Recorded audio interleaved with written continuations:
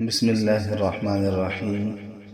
الحمد لله رب العالمين، والصلاة والسلام على سيد المرسلين وعلى آله وأصحابه ومن تبعهم بإحسان إلى يوم الدين. أما بعد، أعوذ بالله من الشيطان الرجيم. بسم الله الرحمن الرحيم. قال الله تعالى في كتابه العظيم: ألا بذكر الله تطمئن القلوب. یاد رکھو، دھیان سے سن لو، اللہ کے ذکر سے ہی دلوں کو راحت نصیب ہوگی۔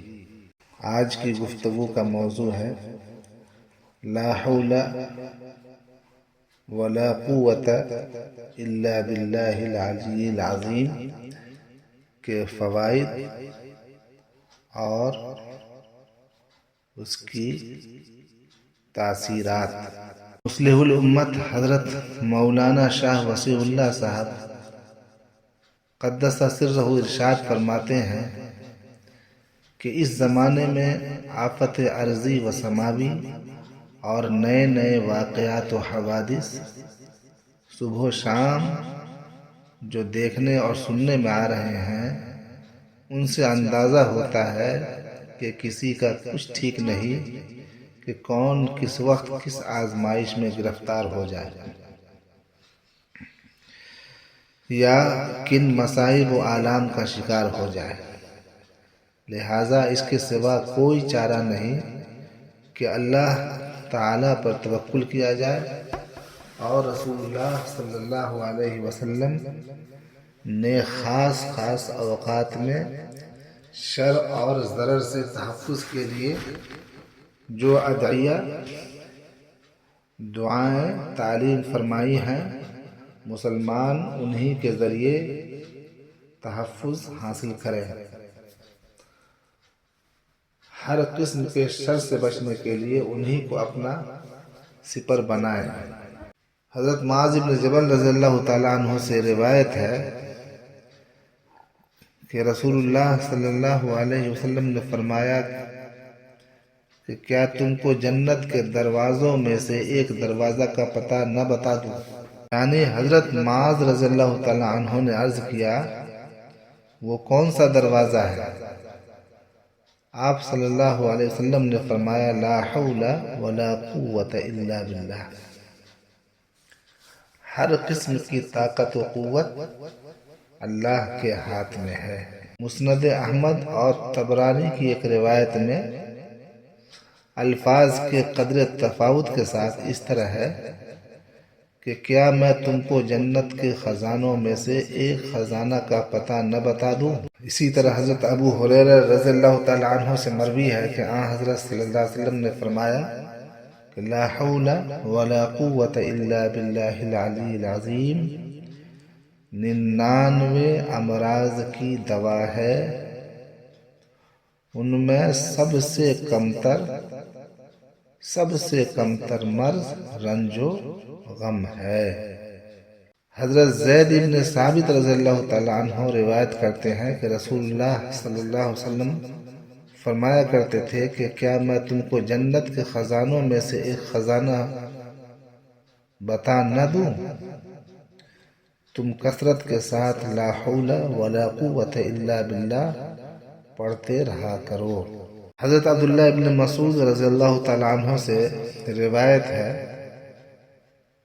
کہ میں نبی کریم صلی اللہ علیہ وسلم کے پاس حاضر تھا، میں نے لا حول ولا قوت الا باللہ پڑھا۔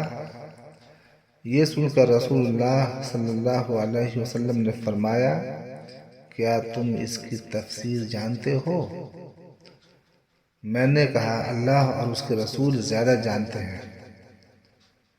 آپ نے ارشاد فرمایا، کسی گناہ سے بچنا ممکن نہیں اگر حفاظت خداوندی شامل حال نہ ہو اور اطاعت الہی پر قوت حاصل نہ ہو، اگر توفیق ایزدی ساتھ نہ ہو۔ یہ لا حول ولا قوت الا باللہ العلی العظیم کا مفہوم ہے جو خود حضور پاک صلی اللہ علیہ وسلم نے بیان فرمایا۔ حضرت ابو ہریرہ رضی اللہ تعالی عنہ سے روایت ہے کہ رسول اللہ صلی اللہ علیہ وسلم نے مجھ سے ارشاد فرمایا، لا حول ولا قوت الا باللہ بکثرت پڑھو کیونکہ وہ جنت کا خزانہ ہے۔ اسی طرح حضرت عبداللہ ابن عباس رضی اللہ تعالیٰ عنہ سے روایت ہے کہ عوف ابن مالک اشجعی رسول اللہ صلی اللہ علیہ وسلم کی خدمت میں حاضر ہوئے اور عرض کیا کہ میرے لڑکے سالم کو دشمن گرفتار کر لے گئے ہیں، اس کی ماں سخت پریشان ہے، مجھے کیا کرنا چاہیے؟ رسول اللہ صلی اللہ علیہ وسلم نے فرمایا کہ میں تم کو اور لڑکے کی والدہ کو حکم دیتا ہوں کہ تم کثرت کے ساتھ لا حول ولا قوت الا باللہ پڑھا کرو۔ چنانچہ ان دونوں نے ان کے حکم کی تعمیل کی، کثرت سے یہ کلمہ پڑھنے لگے۔ اس کا اثر یہ ہوا کہ جن دشمنوں نے لڑکے کو قید کر رکھا تھا وہ کسی روز ذرا غافل ہوئے، لڑکا کسی طرح ان کی قید سے نکل گیا اور ان کی کچھ بکریاں ہکا کر ساتھ لے کر اپنے والد کے پاس پہنچ گیا۔ غور فرمائیے کہ یہ کلمہ لا حول ولا قوت الا باللہ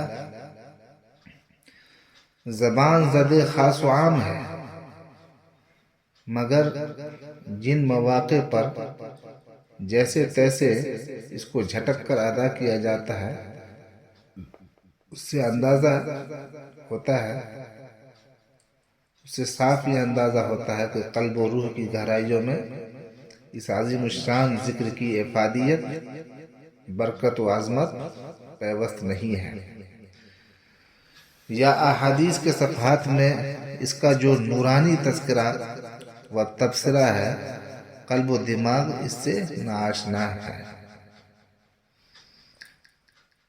بہت افسوس کی بات ہے کہ آن حضور صلی اللہ علیہ وسلم نے جس کلمہ کو خزانہ جنت، باب بہشت، امراض کا مداوا، دافع فقر و افلاس، مصائب کا نسخہ نجات اور بعض روایت میں غرس الجنہ بتلایا ہو، اس سے ایسی بے حسی اور بے توجہی باعث صد حسرت ہے۔ آئیے ان احادیث کے مطالعے کے بعد اکابر و اسلاف کے فرمودات کی تفصیلی روشنیوں میں اس خزانہ جنت کا مشاہدہ کریں۔ امام نووی رحمۃ اللہ علیہ جو شارح مسلم ہے، ان کا ارشاد ہے کہ اس کلمہ کی فضیلت کا سبب یہ ہے کہ اس کے اندر تفویض و رضا کے معنی پائے جاتے ہیں۔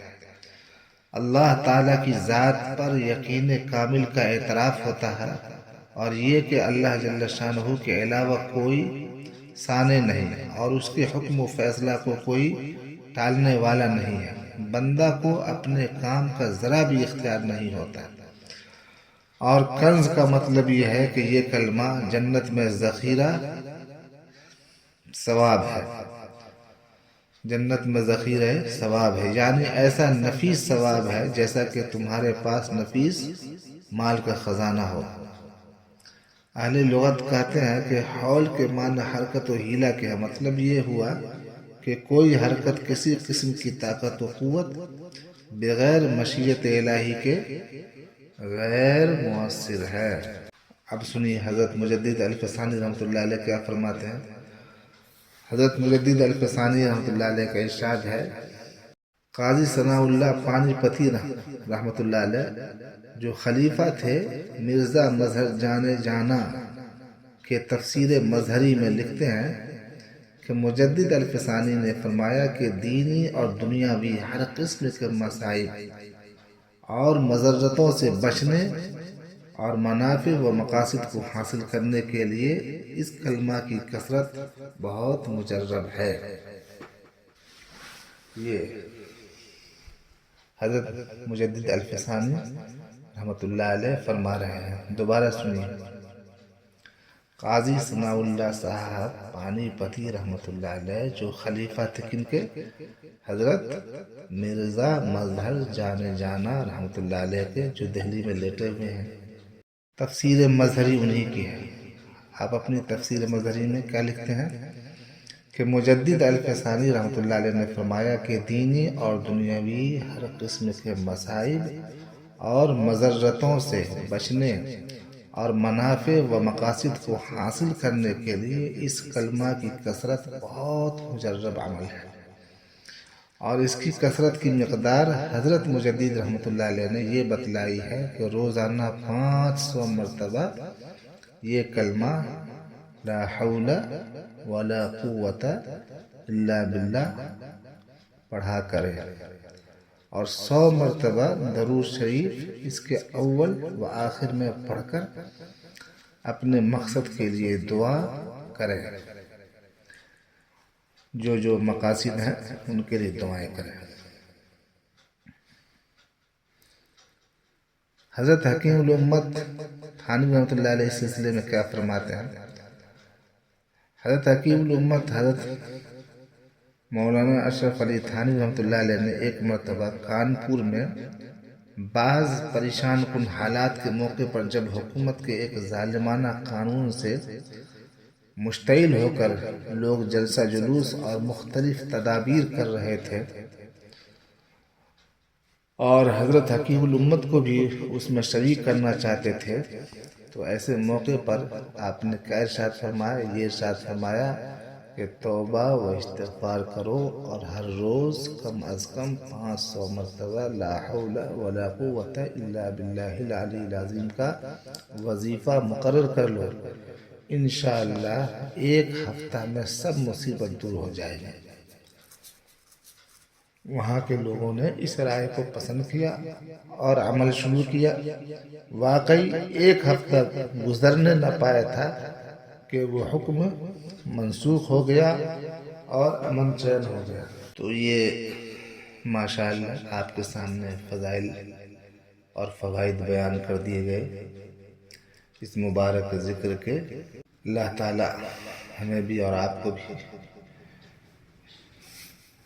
ان فضائل سے استفادہ کی توفیق عطا فرمائے اور ان پر عمل کی توفیق عطا فرمائے۔